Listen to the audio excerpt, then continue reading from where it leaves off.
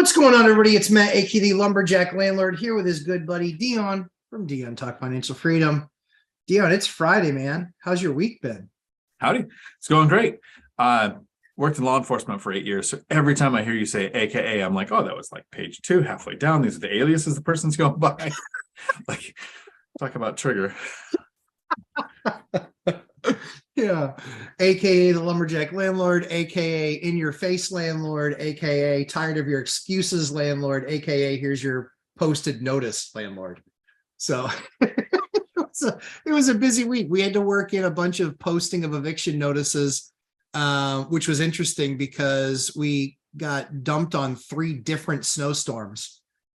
And it was just like, it was brutal. The snowstorm thing was brutal. And then it was freezing. And then we had like 8 or 9 without power.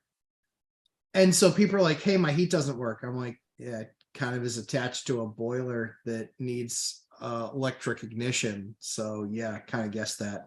So is it a little bit dicey for Monday, Tuesday, and Wednesday, but we're finishing the week strong.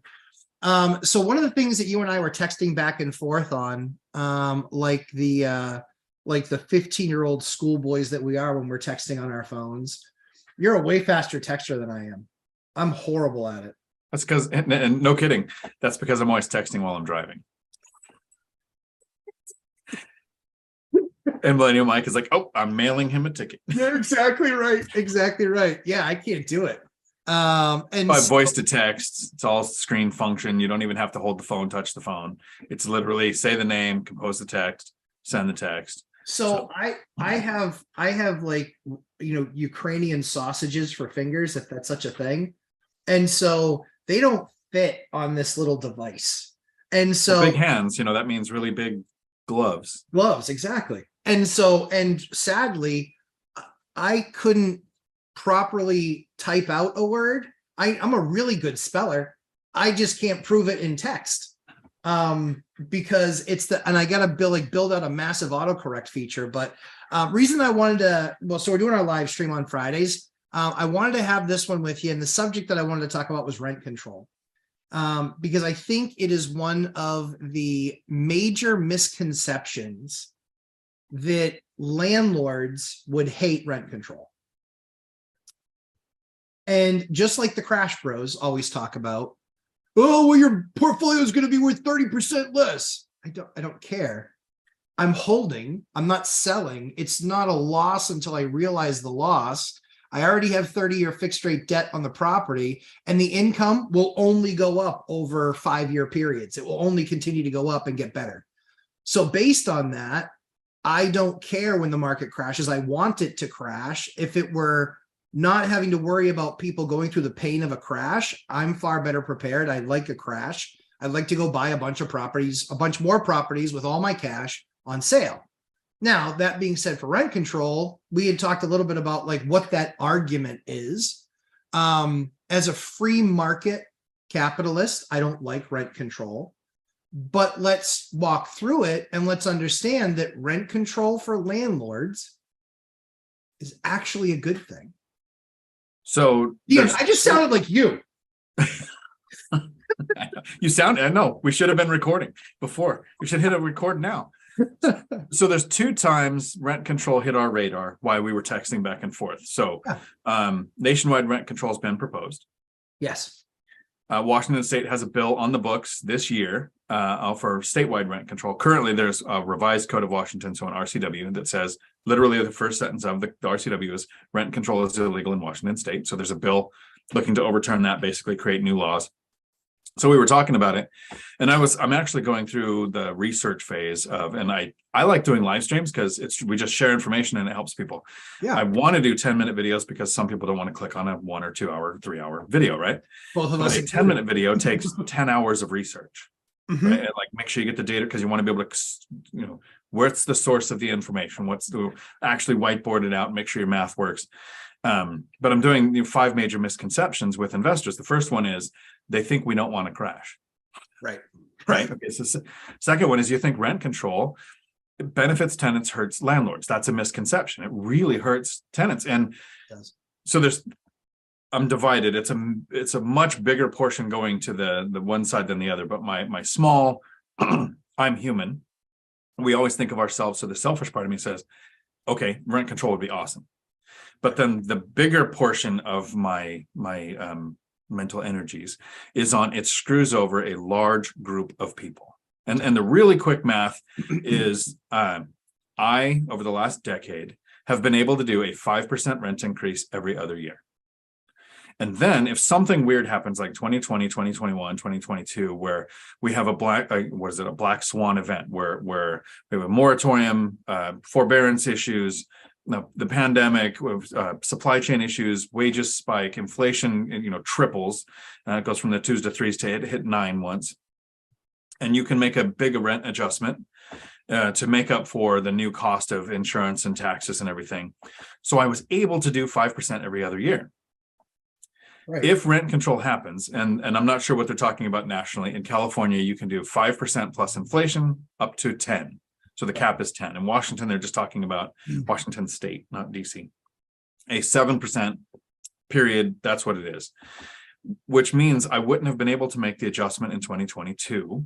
That's right. To make up for the one-time black swan event. And now I'm back to, it will be 5% every other year for the next decade, unless we have another black swan event that needs an adjustment to keep up with actual new costs. If rent control was in and I couldn't make that one-time adjustment for the last decade, instead of 5% every other year, I'd have to do 7% every year to in any way keep up with what could happen. And might not even be able to for some people who run their business wrong and don't account for expenses and CapEx and those kind of things. Mm-hmm. So my tenants, instead of a average rent in my area is $2,000. So 5% every other year is $100 a year, right? Or $100 every other year. So $50 a year. Yep. 7% would be what, 100 and more. You're the math guy, but it would literally, it's 140 a year. It would almost triple. Correct. My required rent increases to run a business that actually makes sense. Tell me what owner doesn't want their standardized rent increase tripled instead of let me run it myself. I can make an adjustment when something weird happens. That's right. And the market can determine. So like All Nighter Hater says, they never do good things. And let's take a housekeeping moment to point out that you and I are both looking at the chat on our phones. So when we're talking, we're not texting like 15-year-old school kids. Our tech isn't set up to be able to have 5 screens going and somebody telling us what questions are coming in. We're actually doing this live. So true story. True story. True story. Yeah. So I think so to your point, this is my concern is that much like Crash Bros, they think that we don't want to crash. We do. We actually are better capitalized. We already have lines of credit. We already have banks that work with us. We're not viewed as just another person buying their home where they have a whole lot of other things to worry about. And to prove that that's a thing, look at Fannie and Freddie's new standards. The top score anymore of 740, which already puts you in the top like 15% or 18% when it comes to credit score. Now it's 780. 780 is going to be their new top credit score. It is really hard to have a 780. Really hard. That's when Fannie and Freddie start looking for credit scores like I look for, there's a problem. Exactly. But that's the thing is, so I look at it and I say, crash, yeah, I'll take one of those. I don't like the human element of it, but from a business perspective, the free market working, a crash is good because it will cleanse the system of people that can't afford to people that then can afford. But this is what I always talk about is that's the biggest transfer of wealth.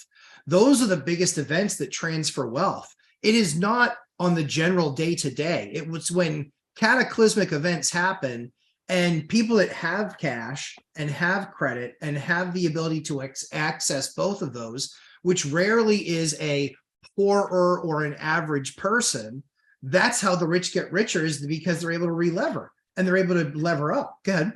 Sorry, Rob points out a really good point here. Seattle came out with some laws that were like rent control. If a tenant doesn't like the rent increase of 10% or more, you have to give 6 months notice.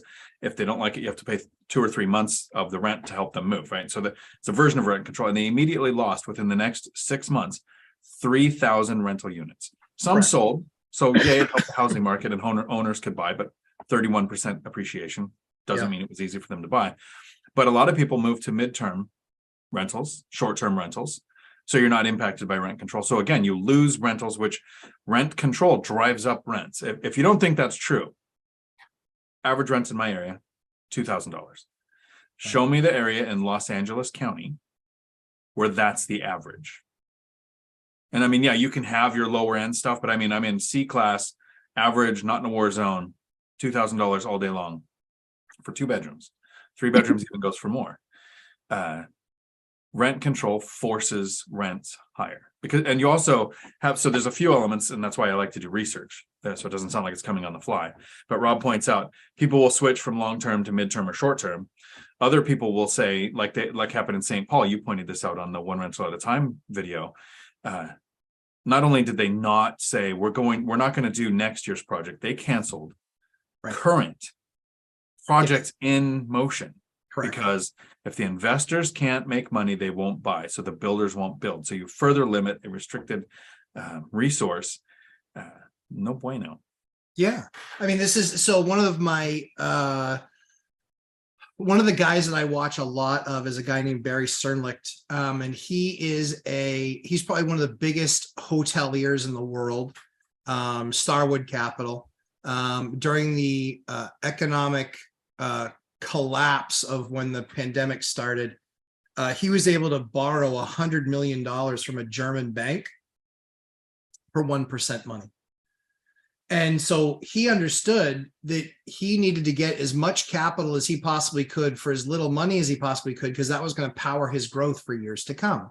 What's really interesting is he said, based on current rates, they are finishing the projects that they have and not starting on any new ones. So like we always know, it takes time for that to work through the cycle. It does take time for that to work through the cycle, but it does in that term that, and in that time that it does. The interesting thing is that there's a lot of movement. There's a lot of other things going on, and there's knowing that something is coming and understanding the time by which it happens. Most of these major projects are going to be concluding this year, middle of the year, because a lot of people stopped doing stuff when the rates got really high end of last year. Middle to end of last year, stuff stopped what they call penciling out, meaning the numbers didn't make sense. So that's a big thing. And so what you'll find is the recession stuff, you'll find a lot of that stuff will start to occur in Q3 and Q4 because of the fact that these large organizations aren't taking on debt to finish projects, but more importantly, they're not taking on debt to start projects. And that's what interrupts the business cycle. And that's what interrupts supply. But Marina, thanks so much for the super chat. Happy Friday to you as well. You're welcome for the informative entertainment. I did just see one too. Create your shape. Welcome to the channel. Good to have you. Rent control is coming. I disagree. I think because nationally, it is a political issue and it's not going to make it through the current Washington that we have. And state-wise, I think it will in some states.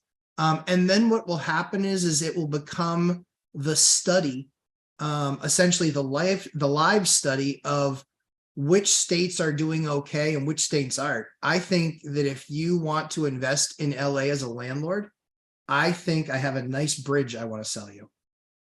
I agree with create your shape. I think it's coming in some areas and it's going to get stronger in areas where it already exists. Exactly. And if you're in a state where rent control it comes in, make sure you look at the structure of the rent control. I know that it can change in the future and get worse or better. For instance, if you're house hacking a small multifamily, sometimes rent control doesn't apply to you in an area where rent control exists. If you own single family houses, sometimes it doesn't apply. Like it depends on who they're trying to target. And I think the problem with the study is, let's say they put rent control in Washington, where so far it's been illegal. Now let's just hypothetically, it is poof, there's rent control. Yeah. It won't cause a housing market crash. No. Landlords will go, yep, this is what we have to raise the rent every year now. So for 5-10 years, owners won't care. Right. Tenants won't realize for 5 or 10 years that, wow, rents have gone up 7% consistently every year since this happened. when it wasn't happening before. We had 2 years, 2021, 2022, where there was significant rent increases. But prior to that, we had probably 2 decades with a very slow, far less than 7% if you averaged it out, rent increase. So the study's going to look great for a while, and the only people getting screwed over are going to be tenants. So that's really true. So one of the things that, it's really interesting is that as I look at, my portfolio, how I manage my portfolio, rent control actually helps me. The other interesting thing is that if you're not a landlord, if you are a landlord, you'll know some of this stuff. If you aren't landlord, you won't know a lot of this stuff. So if you are a landlord, you know that yes, rent control, if it's in your area, it will exist, but it will exist for that existing tenant. What it will do is it will allow and it will create the opportunity for landlords to do what they do as great operators, like I teach, and allows them to create and say, look at what the other options are. I can give a 60-day notice or a 30-day notice that I want to rehab the unit. I can post that notice. And what does that do? That forces the tenant out of their unit, which was never my intent anyway, but now I have nothing to lose. So now I give them a 30-day notice to say, I'm going to rehab your unit. Then I'm going to take the unit out of market for a couple of months. Dion's going to turn into a rehabber, and I'm going to rehab my unit. It's going to take a couple of months, but then I'm going to go back on the market. And then the old rent doesn't matter. The old rent no longer applies. So now I can go to market. So that's the danger for tenants when states, or even if the stupid federal government decides to put themselves in a position where they say, this is what we're going to do. They don't understand the business of landlording. That's pretty clear. They understand the business of investment, but they don't understand the business of landlording. And there are a bunch of other facilities at my fingertips because I'm a great operator. I know what I can do if for some reason we get hit with rent control. And that is, at that point, I have nothing to lose. I have nothing to lose except if I can only get a 3% like Minneapolis, or if it's 7% like Washington, or if it's 5 + 5 with a cap of 10 in California. Whatever the state rule is, we abide by those rules. However, there's always other options because almost no units are brand spanking new that are owned, that are B's and C's. They're not new units. By definition, they're not new units. So they're going to end up getting taken back from the tenant and rehabbed, and then a significant increase of rent is added to that unit that is completely legal. So therefore, they're going to have to get very heavy in any state legislation and really take away your rights in order to make that work. Dion? Yeah, and another impact to tenants is, let's say you just say, okay, I don't want to own in rent control area, so I'm going to sell. Right, sure. Well, the common perception is investors want to buy vacant units. So again, kick the tenant out, rehab the unit, then sell it. It's the same. It does the same thing. It either jacks up their rent every single year, the maximum allowable amount, or makes them lose it. And if you are kicked out of your rental in an area that has rent control, anywhere you're going to move into is going to be at area average rent or higher. Exactly. Because they know they can't adjust in the future. Exactly. All you approved, all you got done was making sure that they want and that they get more control over the free market of business. It's not the best idea. It's not the best approach. Corby Carter, thanks for the super chat. Great discussion. Many thanks. I appreciate that. Dion and I like to talk about stuff that impacts our business that we think other people can get some input on, because I think that it's just a major misnomer that a crash hurts real estate investors. It hurts flippers. It helps BRRRR guys, but it doesn't help long-term hold guys. It actually helps us because we have a different time horizon. I don't know what Dion's time horizon is, but my time horizon is 20 years. When I look at a deal, I'm not looking at it how it impacts me today. I'm looking at what that deal could be in 20 years. Does it check my box for cash flow right now? Awesome. But does it put me in an area which is growing, continues to grow, has things that are attracting people to the market? And that way in 20 years, I gain the appreciation, but it was a phenomenal cash producing asset for 20 years. There are buildings that I've bought from people. I bought a building from somebody that bought it in 1982. Rates were 13 something percent. They bought it in 1982. It was a 5-family that they paid $60,000 for in 1982. They made hundreds of thousands of dollars on the sale of it, but they made millions of dollars on the rent. Millions on the rent, only hundreds of thousands on selling of the asset. That's why cash flow is what you always are trying to buy.